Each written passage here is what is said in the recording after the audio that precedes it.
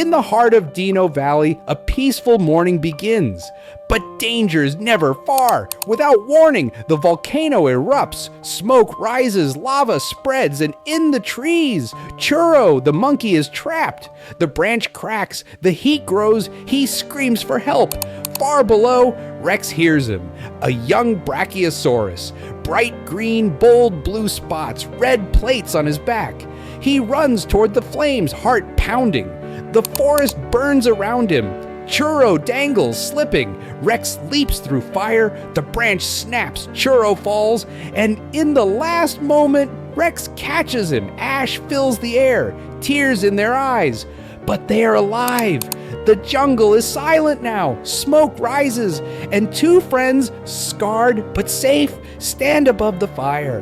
Because even when the world is burning, heroes rise.